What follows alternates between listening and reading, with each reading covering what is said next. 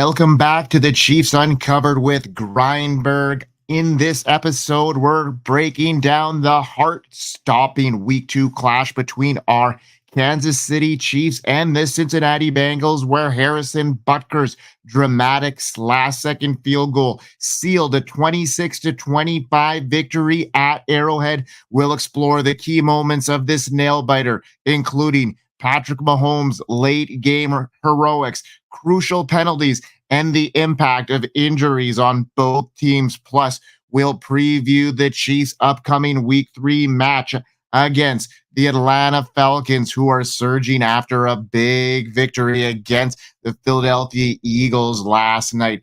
Diving into what we expect to be an intriguing showdown. So let's get this action started.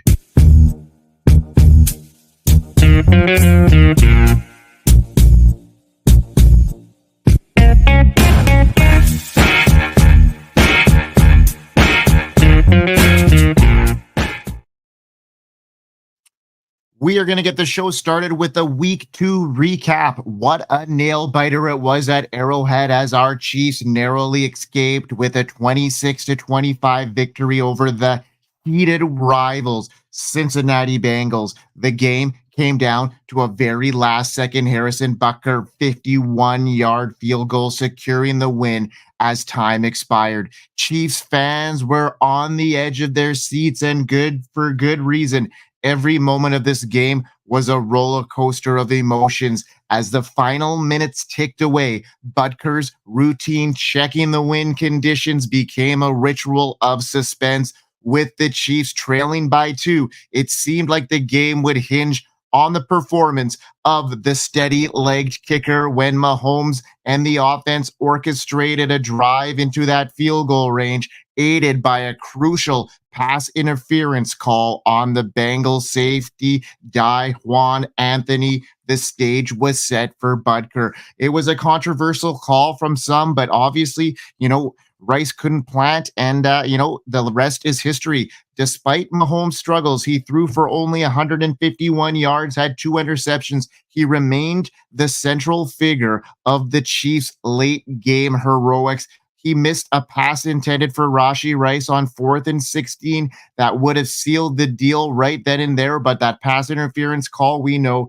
got in the way of that and extended the game. The Chiefs have already endured a wild and bizarre thrilling moments in this game and throughout the season already. The game was a stark contrast of the Bengals' dismal season opener. Joe Burrow, despite facing a tough Chiefs defense, threw for 258 yards and 2 touchdowns, something we're going to have to clean up if we want to continue our dominance, especially with the injuries we're taking at this point of the season. One of the more controversial moments came up when Bengals wide receiver Jamar Chase was penalized for unsportsmanlike conduct. Chase's frustration was a missed call led to him verbally confront the referee, resulting in a crucial penalty that pushed the Bengals out of field goal range. The call, along with a series of mistakes, proved costly for the Bengals. Injury reports added a layer of concern for both teams. For the Chiefs, running back Isiah Pacheco left the game in a walking boot and overshadow his availability for future games. As the Chiefs prepare to head to Atlanta for their next matchup, they could take solace in their dramatic victory, a testament to their resilience and their ability to execute under pressure. The Bengals, meanwhile, will return home and face Washington, hoping to build on their improved performance despite a tough loss to our Chiefs. The Chiefs, they are looking a lot like last year's team, even though we were, very hopeful that this offense would turn it around. Marquise Brown, Isiah Pacheco now headed into the injury list here, and it's not looking good. Now, Chiefs running back Pacheco left the game in dramatic fashion with an ankle injury, leaving both us fans and the team anxious about his status. After the game, Pacheco was visibly upset in the locker room. His emotions as he had the towel draped over his head and watery eyes. Coach Andy Reid made a point to offer him some comfort, putting his arms around him. But despite the initial walking around the locker room under his own power, Pacheco was later seen leaving the stadium on crutches and with a walking boot on his right foot. This development raised immediate concerns. They reported that this injury has been confirmed. Ongoing tests, including x rays, determined that there has been a damage, a fracture in his fibula in his leg. This injury is a significant blow to the Chiefs, given his role as a contributor in the offense. It's looking like a 68-week stint on the IR. This third-year running back had been an instrumental this season, rushing for 90 yards on 19 carries and catching 5 passes for 21 yards against the Cincinnati Bengals. His ability to handle nearly every down role made him a vital part of the Chiefs' offensive strategy, especially after his offseason focus on improving his pass catching skills. In Pacheco's potential absence here, long term and short term, rookie Carson Steele is next in line to take on a larger workload. Steele had a standout training camp and was highly regarded during the preseason. However, his performance on Sunday was mixed, with 7 carries for just 24 yards and a fumble that cost the Chiefs a valuable possession. Coach Reid acknowledged Steele's struggle, but noted that he is they're going to be learning from his opportunity, emphasizing the importance of ball security at the next level. The Chiefs also have veteran Samaje Perine, who could step up if in this absence, who joined the team after being released by the Broncos. We know that, Clyde Edwards-Helaire is still on IR as well. And they could have, looks like they could be bringing in a guy like Kareem Hunt as well. That could be a guy that, that has familiarity in that offense, as a guy that knows things, may not play a huge factor. I'm thinking Carson Steele might be the guy. He's got some pass catching chops. He's big. I think that guy can be a very big force. And let's not discount the opportunity of maybe bringing back veteran, running back Jerick McKinnon. He's still floating out there. He's a free agent and he knows the system. So something to keep our eye on here too. Now we've got also another, Chiefs headed to IR, but now it's a season ender and he didn't even get to play a game for us. The Kansas City Chiefs now have another significant setback. Wide receiver Marquise Brown was placed on injured reserve. This development comes as another major blow in the offensive plans, especially considering the high expectations placed on Brown after his season acquisition. Initially, there was hope that Brown might make a return in time for the matchup against the Bengals, but his recent evaluation revealed the severity of his shoulder injury, necessitating a surgery. Coach Andy Reid had previously indicated that Brown would be sidelined for a few months rather than weeks. This latest news suggests the injury is far more severe than initially anticipated. Now he's done for the year, and the Chiefs potentially might have that opportunity of getting them for the playoffs. But their current receivers on the roster include Rashee Rice, who could be under a suspension. Potentially that happens into next year. Xavier Worthy, who's shown promise. Sky Moore, Justin Watson, Mecole Hardman, and Juju Smith-Schuster, who's also seen some work here. So I'm looking for Justin Watson and Juju to be more included now that we know that Marquise Brown is going to be long-term here. Xavier Worthy, another notable offseason addition, has shown promise. Drafted from the University of Texas, Worthy demonstrated his capability in week 1 by catching 2 passes for 47 yards and a touchdown. His speed and playmaking ability will be crucial as the Chiefs look to adjust their offensive strategy in Brown's absence. Meanwhile, other receivers like Rashee Rice, Juju Smith-Schuster, alongside star tight end Travis Kelce, will need to contribute more significantly in filling the void left by, Marquise Brown and also Isiah Pacheco now. So I'm really hoping to see a more involvement from Travis Kelce moving forward. The team is going to need him.